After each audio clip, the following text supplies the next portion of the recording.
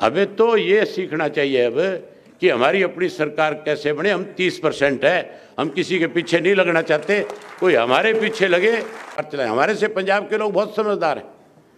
पंजाब के लोगों ने कभी भी ऐसा फैसला नहीं होने दिया कि वहाँ जट सिख के स्वयं कोई दूसरा चीफ मिनिस्टर बन जाए। नारे लगाने से कोई आगे नहीं बढ़ता, आगे तो तब बढ़ेगा जब तुम सब लोग बढ़िया फैसला करोगे। तो मैं और चौधरी वीरेंद्र सिंह एक मंच पे इकट्ठा थे। आज हमारे सामने देवव्रत जी अभी एक बात कह करके गए थे कि चौधरी छोटू राम ने 2 नहीं 3 बातें कही थी। एक तो चौधरी छोटू राम ने कहा था कि ये भोले किसान तू बोलना सीख ले, और दूसरा उन्होंने कहा था कि अपने दुश्मन को पहचान ले। तीसरा उन्होंने ये भी जोड़ दिया साथ में कि अब जाट कम्युनिटी को जो है विरोध करने की बजाय सरकार में कैसे हिस्सा हो उसके लिए सरकार के साथ जुड़ना सीख ले। उनका इशारा सीधा सीधा था कि मौजूदा जो सरकार है देश में या प्रदेश में, हमें उसके साथ चलना चाहिए। देवव्रत जी गुजरात में रहने लग गए, हरियाणा में होते तो उनको पता होता कि हमारे साथ क्या हो रहा है। अब तो चले गए। मेरी बड़ी इच्छा थी कि वो बैठे होते, मैं उनके सामने सारी बातें कहता। हैरानी की बात है, हमारे ऊपर लाठियां बरसाई जाती है, हमारे ऊपर गोलियां चलाई जाती है। हमें चाहे कोई भी आंदोलन हो, अगर हम उस आंदोलन का हिस्सा होते हैं। यहाँ पे जब किसान आंदोलन चल रहा था, उस किसान आंदोलन के अंदर भी हमारी सरकार में हमारे मुख्यमंत्री ने यहाँ तक भी कहा था कि किसान आंदोलन नहीं है, ये जाट आंदोलन है। हमें तो उसमें भी अलग थलग करने की कोशिश करी गई, हमें अलग थलग करने की कोशिश की जाती है, और हमें ये सिखाने की भी कोशिश की जा रही है कि हमें इस सरकार के साथ चलना चाहिए।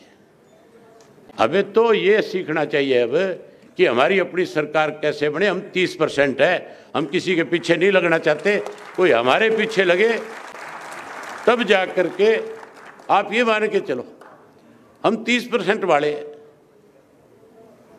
किसी 5% 10% वाले के पीछे लग करके क्या अपनी ताकत को कमजोर करना चाहते हैं? कमजोर करना चाहते हो क्या आप लोग?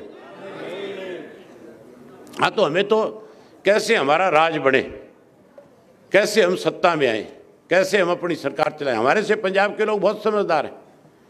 पंजाब के लोगों ने कभी भी ऐसा फैसला नहीं होने दिया कि वहाँ जट सिख के स्वयं कोई दूसरा चीफ मिनिस्टर बन जाए। मैं आपको एक किस्सा बताता हूँ उनका। इससे पिछला जो चुनाव था पंजाब के अंदर, उस वक्त भी इस किस्म के हालात थे, इस किस्म की चर्चा थी कि आप पार्टी सत्ता में आएगी। और उस वक्त में केजरीवाल ने किसी का चीफ मिनिस्टर का नाम तय नहीं किया था। उसकी नीयत ये थी कि दाव लगे कहीं ना कहीं तू पंजाब का चीफ मिनिस्टर बने। पंजाब के जो जट सिख मतदाता थे उसको ये बात समझ में आ गई थी कि अगर गलती से भी आप पार्टी को सत्ता में ले आए तो फिर केजरीवाल चीफ मिनिस्टर बन जाएगा, फिर तुम्हारे हाथ से सत्ता चली जाएगी। इसलिए उन्होंने बादल साहब को वोट देने की बजाय कांग्रेस को वोट देकर के अमरिंदर सिंह को चीफ मिनिस्टर बना दिया था। बना दिया था कि नहीं बना दिया था? अब की बार जो है भगवंत मान का जब नाम आ गया था तो फिर वहाँ के जो मतदाता थे वो कांग्रेस से भी परेशान हो चुके थे और वो अकाली दल को भी सत्ता में नहीं लेकर आने देना चाहते थे। बावजूद उसके उन्होंने, क्योंकि भगवंत मान का नाम आ गया था, एक जट सिख का नाम आ गया था, इसलिए उन्होंने आप पार्टी को सत्ता में लाने का काम किया। सत्ता में कैसे आओ, इसके लिए हम सबको सोचना चाहिए। हम सबको उसको, कौन आपकी ताकत बन सकता है, कौन आपको आगे बढ़ा सकता है, कौन आगे लेकर के जा सकता है। हम चौधरी छोटू राम को क्यों याद करते हैं? इसीलिए करते हैं ना कि चौधरी छोटू राम जब सत्ता में थे तो उन्होंने आपकी कम्युनिटी के लिए बहुत अच्छे काम किए थे, बहुत अच्छे फैसले लिए थे, इसीलिए याद करते हो ना। चौधरी चरण सिंह को हम क्यों याद करते हैं? उन्होंने किसानों की बहुत बड़ी लड़ाई लड़ी, बहुत बड़ी पैरवी करी, प्रधानमंत्री के पद पर रह करके अच्छे फैसले लिए, यूपी के चीफ मिनिस्टर के तौर पे उन्होंने बहुत अच्छे काम किए। चौधरी देवीलाल को भी आज हम इसीलिए याद करते हैं कि जब वो सत्ता में थे तो उन्होंने 10,000 रुपये तक के कर्जे पूरे देश के किसान के माफ़ करवाने में बड़ी भूमिका निभाने का काम किया। उन्होंने पेंशन जैसी योजनाएं लागू करी थी जिससे आज पूरे देश के लोगों को लाभ मिल रहा है। हर बुजुर्ग को एक सम्मान पेंशन देने का काम किया था, इसलिए आज हम उनको याद कर रहे हैं। जितने भी हमारे किसान लीडरशिप जो रही है उसको इसीलिए याद करते हैं कि उन्होंने हमारे लिए अच्छे काम किए।